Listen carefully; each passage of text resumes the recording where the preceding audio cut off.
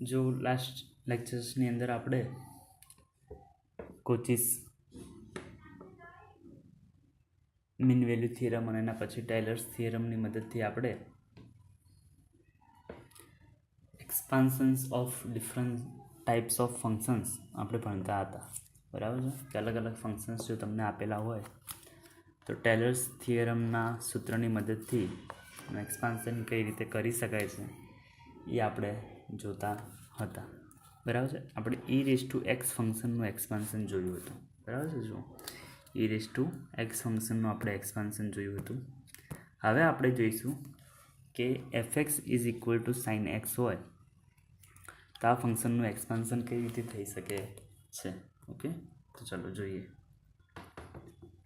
તો જો આપણી પાસે આપેલું છે કે here f x is equal to sine x. તો સાઇન એક્સ ફંક્શન ડિફરન્સિએબલ છે, તો લખેલું છે કે sine x is differentiable on set R and its nth derivative exist. બરાબર છે. સાઇન એક્સ ગમે તેટલી વાર આપણે એને ડિફરન્સિએશન કરી શકીએ છીએ. હવે એનું nth ડેરિવેટિવ આપણને આપેલું છે, તો કઈ રીતે લખેલું છે nth ડેરિવેટિવ એ જોઈએ.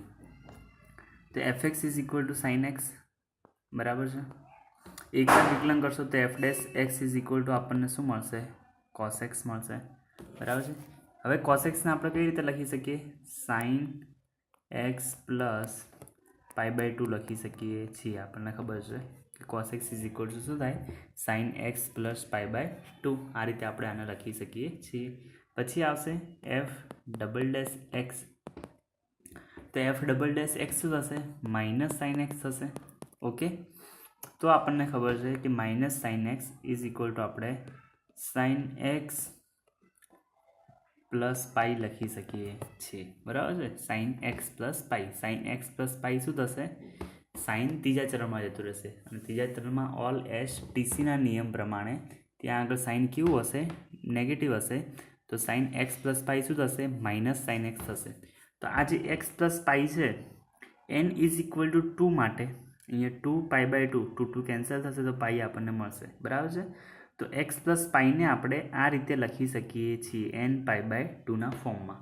એ જ રીતે જ્યારે થર્ડ ડિફરન્સિએશન કરીશું તો આપણને ફરીથી આગળ વેલ્યુ મળશે. એક પહેલી વાર કરવાથી કોસ એક્સ મળે છે, બીજી વાર કરવાથી માઇનસ સાઇન એક્સ મળે છે, ત્રીજી વાર કરવાથી માઇનસ કોસ એક્સ મળશે.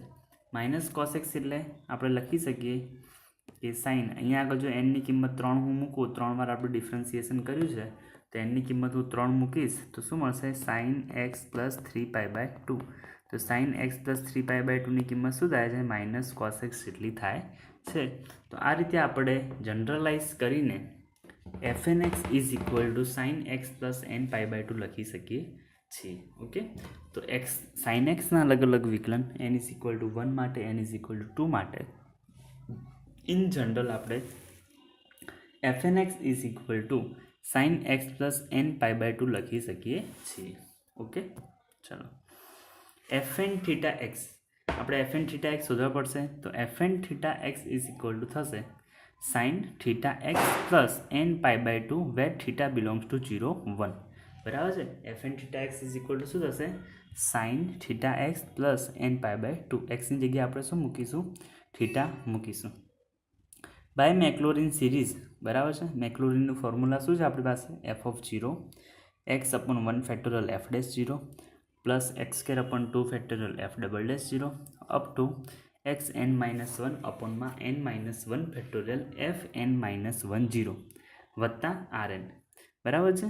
જ્યાં આર એન શું છે? લાંગ્રાજની રિમાઇન્ડર છે. તો આની અંદર આપણે અલગ અલગ કિંમતો મૂકીશું. આ મેક્લોરિનની જે સિરીઝ છે અથવા ફોર્મ્યુલા છે એની અંદર આપણે F of 0 F dash 0 F double dash 0 F N minus 1 0 અને આર એનની કિંમત મૂકીશું. હવે આર એનની કિંમત હંમેશા 0 થાય છે. Okay, limit N tends to infinity R N is equal to 0. આપણે જ્યારે બી આવા એક્ઝામ્પલ સોલ્વ કરીએ છીએ ત્યારે આર એનની કિંમત 0 લઈ લઈએ છીએ. સાબિતી આવે છે પણ સાબિત કરતા છીએ નહીં, શોર્ટની અંદર બતાવીએ છીએ. તો limit N tends to infinity R N is equal to 0 થાય છે. The Maclaurin series of function f on set R is converse and limit is sin x. Now f of 0 is equal to sin 0. fx is equal to શું હતા? sin x હતા. તો f of 0 is equal to શું થશે? sin 0 અને sin 0 ની કિંમત છે 0. તો f of 0 is equal to આપણને 0 મળશે. fn0 fnx હતા આપણી પાસે fnx ઇઝ ઇક્વલ ટુ હતું આપણી પાસે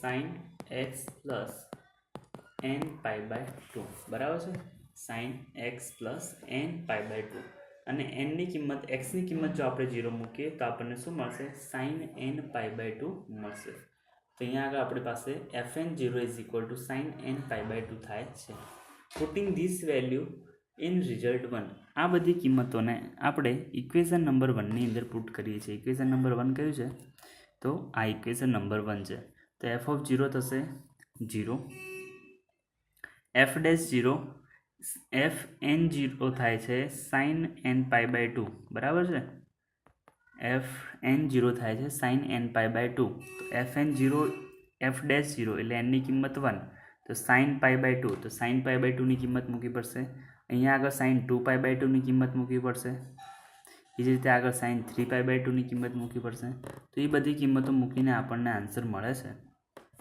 0 x upon 1 factorial 1 x square by 2 factorial into 0 પછી x cube by 3 factorial into -1 x ની 4 factorial by 4 0 x ની 5 factorial 1 આ બધી કિંમતો ક્યાંથી આવી છે તો ઇક્વેશન નંબર 1 ની અંદર sin n પાઈ બાય 2 ની કિંમત મૂકવાથી મળી છે બરાબર છે અહીંયા આગળ f ડેશ x હતા ફર્સ્ટની અંદર f ડેશ x હતા f ડેશ x એટલે કે sin x નું એકવાર વિકલન sin x નું એકવાર વિકલન થતું હતું sin પાઈ બાય 2 બરાબર છે તો sin પાઈ બાય 2 ની કિંમત થાય છે 1 તો અહીંયા આગળ મૂકેલી છે 1 પછી આવશે sin પાઈ તો sin પાઈ ની કિંમત થતી હતી 0 તો અહીંયા આગળ 0 છે પછી આવશે sin 3 પાઈ બાય 2 તો 3 પાઈ બાય 2 થશે -1 પછી આવશે sin 2 પાઈ ની કિંમત થાય છે 0 ફરીથી આવશે sin 2 pi plus pi by 2 બરાબર છે તો એ રીતે 5 પાઈ બાય 2 તો એની કિંમત થશે 1 એ રીતે અલગ અલગ કિંમતો મૂકીને આ રીતનું આપણને ઇક્વેશન મળે છે x ઇઝ ઇક્વલ ટુ 0 આ 0 કેન્સલ થઈ જશે આ પણ કેન્સલ થઈ જશે આ પણ કેન્સલ થઈ જશે તો શું વધશે x બરાબર છે x cube upon 3 factorial with -1 તો અહીંયા આગળ minus x cube upon 3 factorial છે x ની 5 અપોન 5 ફેક્ટોરિયલ તો x ની 5 અપોન 5 ફેક્ટોરિયલ તો એક પ્લસ પછી minus plus minus plus minus આ રીતે ચાલશે અહીંયા આગળ 3 પાવર 5 પાવર 7 પાવર 9 પાવર અહીંયા આગળ 1 પાવર બરાબર છે તો 1 3 5 7 9 એ રીતે ઓડ પાવરની અંદર આ વસ્તુ આપણને મળે છે ઓકે તો sin x is equal two આપણે આ રીતે લખી શકીએ x minus x cube upon 3 factorial plus x ની 5 upon 5 factorial minus x ની 7 upon 7 factorial plus x ની 9 upon 9 factorial and so on where x belongs to r તો આ થશે આપણો sin x નો ફોર્મ્યુલા ઓકે ચલો આ જ રીતે આપણે હવે cos x માટે શોધીએ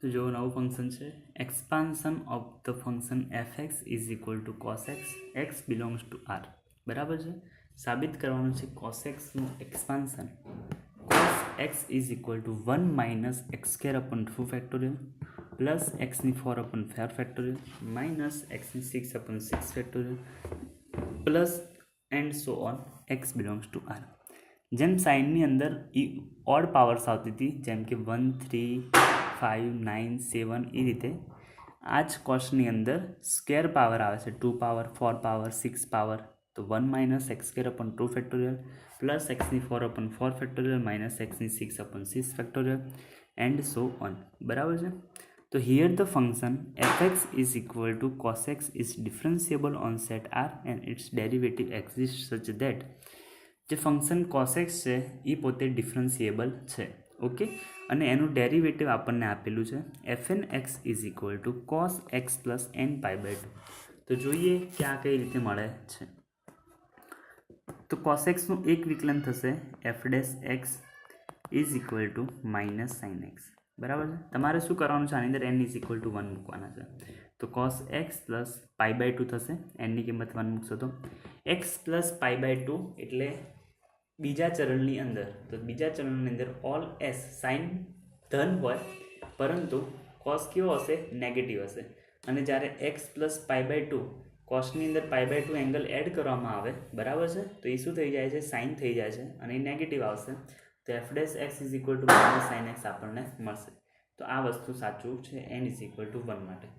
n ઇઝ ઇક્વલ ટુ 2 માટે કરીએ મતલબ કે એફ એક્સનું 2 વાર વિકલન કરીએ.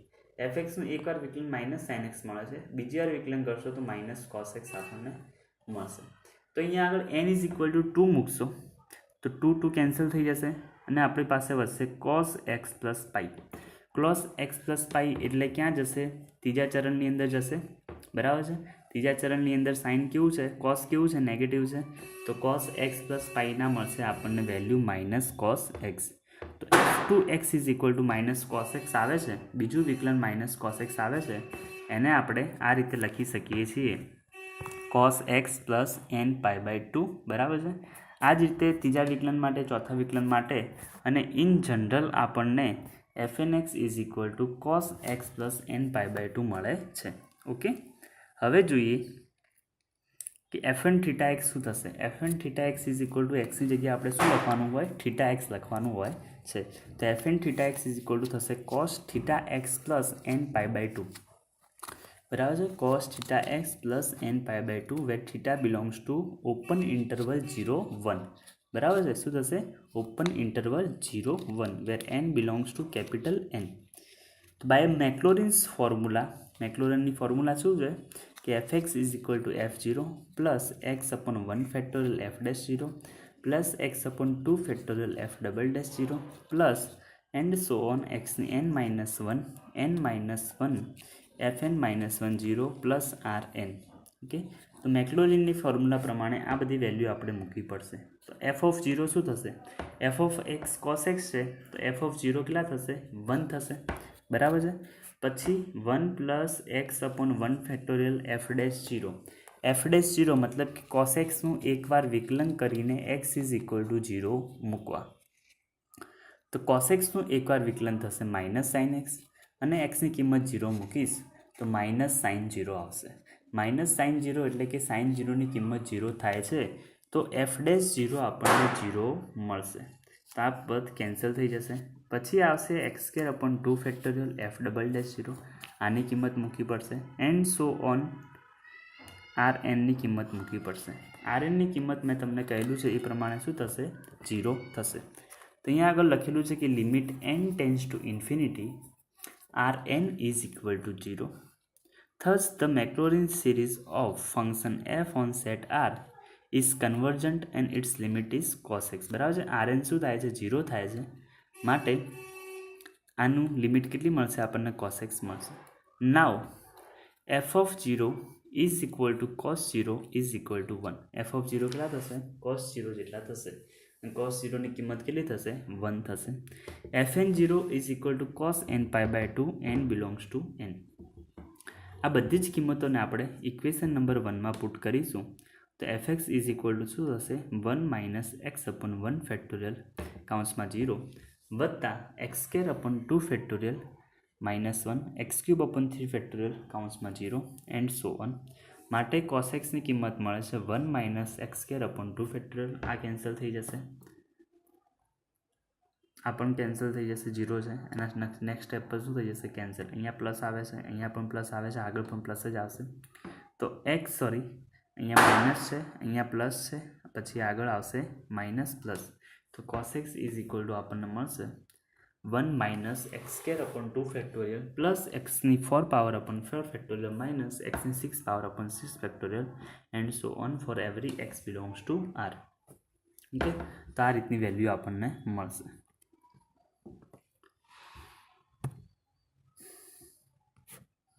ચલો,